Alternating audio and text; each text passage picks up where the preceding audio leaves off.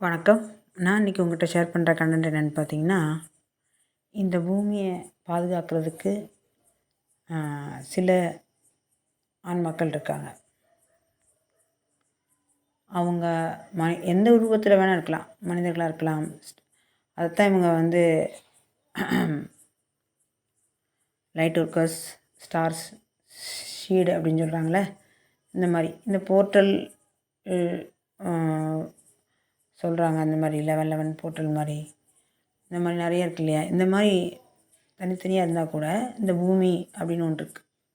இந்த பூமிக்கு பாதுகாவலர்கள்னு ஒன்று இருப்பாங்க.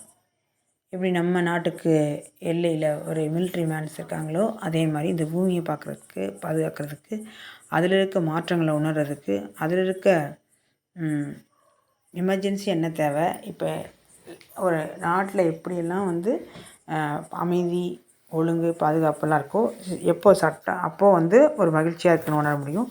சட்டம் ஒழுங்கு சீர்கேடு அடைஞ்சதுக்கப்புறம் இங்கே ஒரு விதமான பதட்ட சூழ்நிலை, போர், உள்நாட்டு கலவரம் இந்த மாதிரி நிகழும் போதெல்லாம் சில நிலைகள் ஏற்படும் போது அதை எப்படி நம்ம கண்ட்ரோல் பண்ணுறோம் இங்கே மாதிரி, அதே மாதிரி இந்த பூமியை பாதுகாக்கிறதுக்கு, இந்த பூமியில் உள்ள மொத்த நிகழ்வை கண்காணிக்கிறதுக்கு ஒரு குழு இருக்காங்க.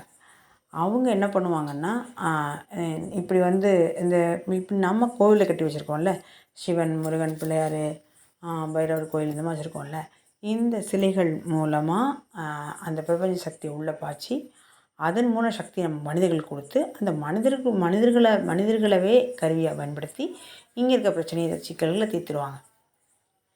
இது ஒரு வகையில் பண்ணலாம். இது ஒரு வகையில் பண்ணுறாங்க. குலதெய்வங்கள் மூலம், காவல் தெய்வங்கள் மூலம், இஷ்ட தெய்வங்கள் மூலம், முன்னோர்கள் மூலம், இந்த மாதிரிலாம் அந்த பூமியை ப்ரொடெக்ட் பண்ணுறாங்க. ஒரு ஊரை பாதுகாக்கிறதுக்கு ஒரு குலதெய்வம் இருக்கும்போது, ஒரு நாட்டை பாதுகாக்கிறதுக்கு ஒரு அரசு, ஒரு மிலிட்ரி இருக்கும்போது, இந்த பூமியை பாதுகாக்கிறதுக்கு ஒருத்தங்க இருக்க மாட்டாங்கன்னு நினைக்கிறீங்களா? இருக்காங்க. அப்போ அவங்க பார்த்துட்டு இப்போ வேடிக்கை பார்த்துட்ருக்காங்களா? இல்லை.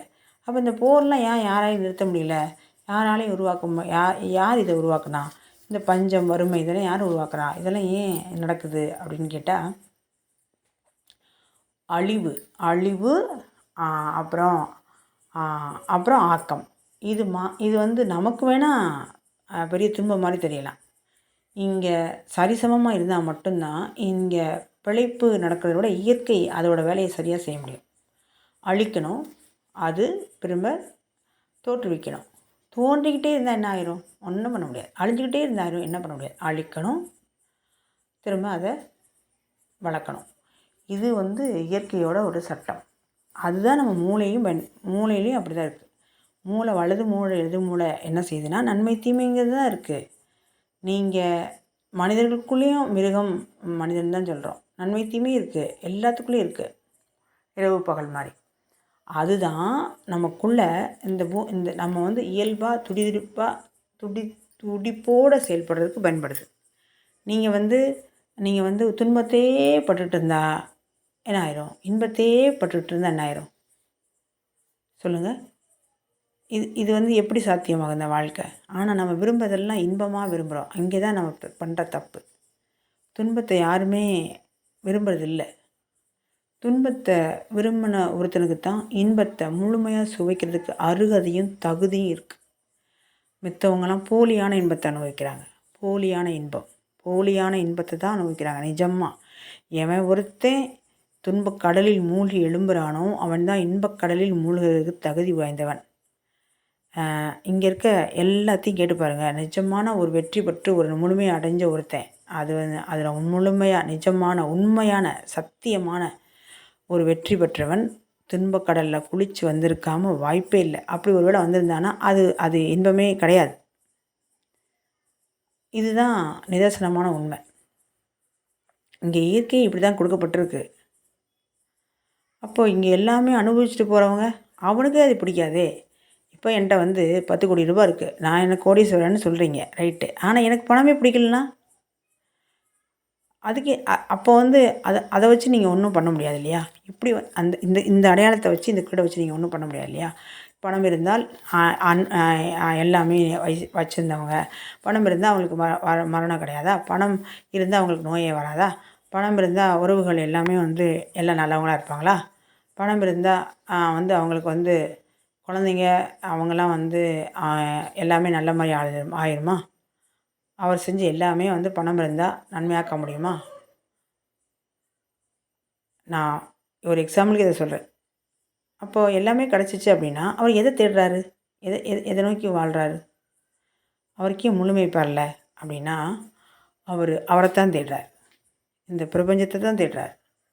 இந்த பிரபஞ்சத்தை தேடி அவர் இடத்த அவரே கண்டுபிடிக்கிற வரைக்கும், அவர் யார் உணர்கிற வரைக்கும் இங்கே தொடர்ந்துக்கிட்டே தான் இருக்கும்.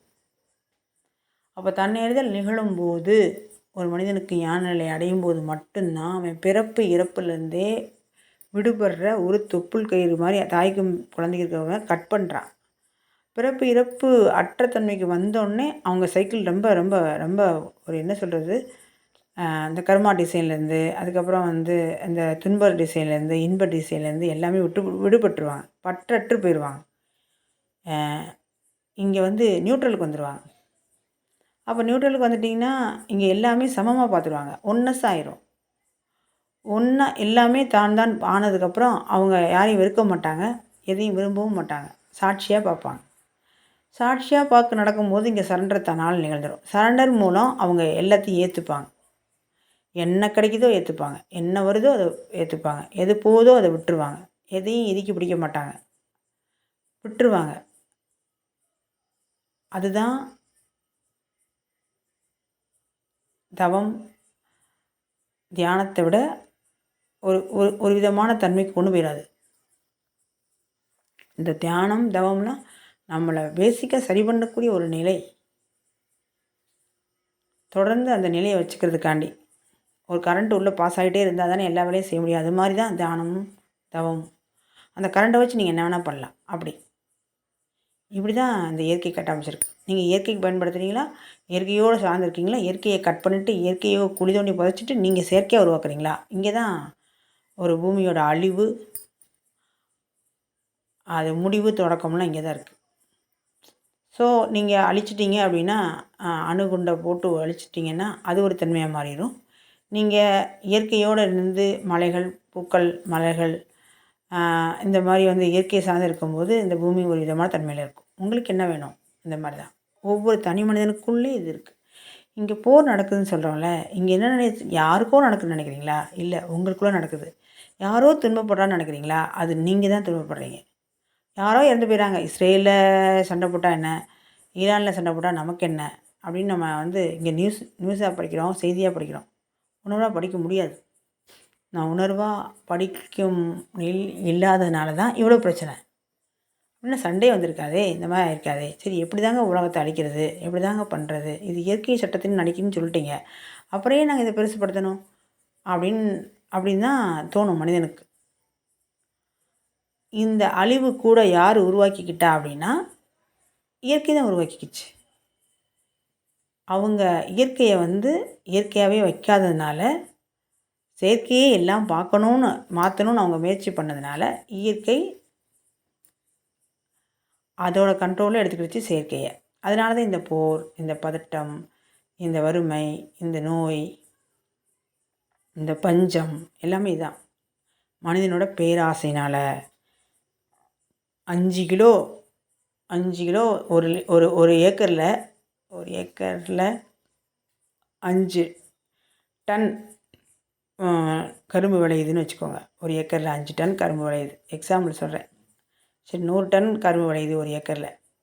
இந்த மனித மனம் ஆசைப்பட்டு அதே ஒரு ஏக்கரில் 1000 டன் கரும்பை விளை வச்சா எப்படி இருக்கும் அப்படின்னு பேராசைப்பட்டது தான் இந்த போர். நீங்கள் மரபணு மூலம் அது கொடுக்குறத நல்ல வீரியப்படுத்தி அப்படியே தக்காளியெல்லாம் அது ஒரு மாதத்துக்கு கெடாமல் பண்ண விளைவு தான் இன்றைக்கி மனிதன் இவ்வளோ நோய்களை, காரணமே அறியாமல் நோய்கள். நேற்று நல்லா இருந்த மனிதர் இன்றைக்கி இறப்புக்கு காரணம் இந்த மாதிரி கண்டுபிடிச்ச விளைவு. ஒரு தக்காளி அப்படின்னா எவ்வளோ நாளுக்குள்ளே இருக்கணும்னு இருக்குது. ஒரு உணவுப் பொருள் டப்பாவில் அடைச்சி பல மாதங்கள், சில வருடக்கணக்கான கூட பயன்படுத்துகிற அளவுக்கு இறைச்சிகள் இந்த மாதிரிலாம் பக்குவப்படுத்தி பதப்படுத்தி சாப்பிட்றது ஒரு காலம் தாண்டி இன்றைக்கி செயற்கையாக பதப்படுத்துகிறோம். புகை மூட்டத்தினாலேயோ, பனிலேயோ, வெயில்லையோ இந்த மாதிரி ஒப்பிட்டு இந்த மாதிரி பதப்படுத்துறதை விட்டுட்டு இவங்க செயற்கையாக அந்த கெமிக்கல் ரசாயனம் மூலம் பயன்படுத்துறதுனால இந்த பூமி அழிஞ்சிக்கிட்டே வருது. இந்த பூமியை உங்கள் உடல் எப்படி அழிஞ்சு போகுதோ, ஒரு நோய் வருதோ, அதே மாதிரி இந்த பூமி உடல் அழிஞ்சிக்கிட்டே போகுது. அதுதாங்க இதாகுது. உங்கள் உடல் அப்போ அந்த பூமிக்கு ஏதாவது பாதிப்பு, இந்த மாதிரி நிலத்துக்கு ஏதாவது பாதிப்பு, நீருக்கு பாதிப்பு, இந்த மாதிரி பிரபஞ்சத்துக்கு ஏதாவது வெளிப்படுத்தணும்னா ஆகாயத்தை நீங்கள் ஒன்றும் பண்ண முடியாது. அதில் நீங்கள் காற்று மாசுபடுத்தி விட்ருவீங்க. அதானே பண்ண முடியும். வெற்று வெளியில் நீங்கள் இந்த மாதிரி பில்டிங் அதெல்லாம் நெப்பி விட்டு எல்லாத்தையும் அடைச்சிருவீங்க. இது வேணால் பண்ண முடியும். அப்புறம் நீரை மாசு பண்ணிடுவீங்க. நெருப்பை என்ன பண்ணிடுவீங்க? நெருப்பை காட்டுத்தீ மாதிரி இல்லாத இயற்கையை அதுவாக அழைச்சிக்கிறோம். இல்லை நீங்கள் இந்த அணுகுண்டை போட்டு இப்படி ஒழிச்சிக்குவீங்க. இதுதானே? அப்போ அந்த பஞ்சபூதங்களால் உருவான உடல் பஞ்சபூதங்கள் அழியுது பார்த்தீங்களா? இதே மாதிரி தான் இந்த பூமி இங்கே அழிஞ்சிட்டு. ஒரு மனிதனுக்கு என்ன நோய் வருதோ அதே மாதிரி தான் அந்த பூமிக்கு வருதுங்க. அதை நீங்கள் இப்படி ஒரு கண்ணோட்டத்தில் பாருங்கள், முடியும். அப்போ நீங்கள் எவ்வளோ சந்தோஷமாக இருந்தால் சரியாகுமோ, நீங்கள் எதெல்லாம் விடணுமோ அதெல்லாம் விடும்போது இந்த பூமி தன்னைத்தானே சரி செய்து கொள்ளும். நீங்கள் இப்போ இந்த பூமிக்கு இவ்வளோ பாதிப்பு, இந்த போர் வருதுன்னா தனி மனிதனுக்குள்ளேயும் இந்த நடக்குது, போர் நடக்குது, அழிவு நடக்குது. வெளியில் தெரியல, அவ்வளோதான் வித்தியாசம். அப்போ என்னங்க பண்ணுறது? எனக்கு இதெல்லாம் அங்கே நடக்கிற போருக்கு நான் இங்கே பொறுப்பு இல்லைங்க, எனக்கு தெரியாது. ஆனால் எனக்கு விரும்பலைங்க, ஆனால் சரியாகும்னு நினைக்கிறேன். என்னால் முடியல. மனத்தால் நினைக்கலாம். எப்படி நினைக்கலாம்? இங்கே பூமி நல்லா இருக்கட்டும். காலையில் ஒரு தடவை எப்போல்லாம் ஞாபகம் இருக்கோ அப்போ ஒரு தடவை இந்த பூமி ஆனந்தமாக இருக்கட்டும், இந்த பூமி மக்கள் ஆனந்தமாக இருக்கட்டும், இங்கே இருக்க எல்லாமே ஆனந்தமாக இருக்கட்டும், இயற்கை ஆனந்தமாக இருக்கட்டும், எல்லாமே ஒரு எண்ணத்தை அப்படி பிரபஞ்சத்தில் போடுறோம். அது மனவெளியில் போய் அப்படி இருக்கும். அது எண்ணமாக மாறும்போது செயலாக மாறிடும். அது கான்சியஸ் ஆகி அந்த கான்சியஸில் போய் அதுவே ஆயிரும். அப்போ மனிதன் மனம் மாறும்போது, மனிதனுக்குள்ளே ஆகும்போது பிரபஞ்சமே மாறிடும். பிரபஞ்சம் மாறும்போது மனிதன் மாறுவான். மனிதன் மாறினா பிரபஞ்சம் மாறணும். தனி மனிதன் அதனால தான் தனி மனிதனுங்கிறோம். தனி மனித புரட்சியே போதும். ஒவ்வொரு மனிதனும் புரட்சி செஞ்சாலும் போதும். இங்கே இருக்கிறதுல ஒருத்தங்க ஒரு கோடி ரூபாய் கொடுத்தா 850 கோடி பேரும் என் கையில் ஒரு ரூபா மட்டும் கொடுத்தா என் கையில் அடுத்த செகண்டே 850 கோடி இருக்கும் இல்லையா? அதே மாதிரி தான் சிறு துளி பெருவெள்ளம் போல தான் ஒவ்வொரு நினைப்பும் ஒவ்வொரு எண்ணமும் இங்கே பெருத்துளியாக மாறிடும். இந்த பிரபஞ்சம் தன்னை சரி செஞ்சுக்கணும். நம்மளும் சரி செஞ்சுக்கலாம். நோயிலேருந்து வெளிப்படலாம். ஆனந்தமாக இருக்கலாம். இன்னும் கொஞ்ச நாளில் வந்துடும். உண்மை எது பொய் எதுன்னு தெரியாத அளவுக்கு அந்த ஏஐ டெக்னாலஜி வந்தோடனே மனுஷன்தான் இங்கே எல்லாமே பண்ணுவான். மனுஷனை தான் எல்லா கடையிலையும் வச்சுருவாங்க. ஜவுளி கடையிலேருந்து துணி கடையும் ஜவுளியும் ஒன்று தானே.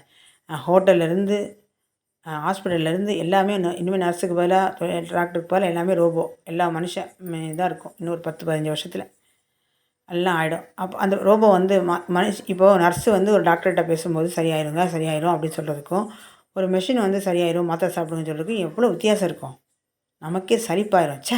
இது இருக்க உயிர் போகிறது எவ்வளோ மேல் அப்படிங்கிற மாதிரி வந்துடும். இது எவ்வளோ பெரிய கொடுமை நினச்சி பாருங்கள். இயற்கையான மனம் தாண்டி எல்லாமே செயற்கையாக வந்துடும். அந்த இது ஒரு மலரை தொடும்போது பார்க்க இயற்கை மாதிரி தெரியும் பூ, ஆனால் அது செயற்கையாக இருந்தால் எப்படி இருக்கும்? உங்களுக்கே ஒரு மாதிரி இதாகிடும்ல. நாமளே வெறுத்துருவோம். இங்கே எத்தனை பேர் வாழ்கிறாங்க உயிர்ப்போட எவ்வளோ பணம் இருந்தாலும் ஓடுறோம். வேலை உழைப்பு. யாருக்கு ஓடுறோம்? யார் வச்சிருக்க அவங்க சாப்பிட்றதுக்கே இல்லாமல் யாருக்கா எதுக்கு இந்த ஓட்டம்? மனிதன் மனம் அறியாமையில் ஓடுறாங்க. கடவுளே, அறியாமை. அதை சொல்கிறதுக்கு கேட்குறதுக்கு அவங்கள்ட்ட காது இல்லை, பார்க்குறதுக்கு கண் இல்லை. எதேதோ பார்க்குறாங்க, எதேதோ அழிஞ்சிக்கிறாங்க.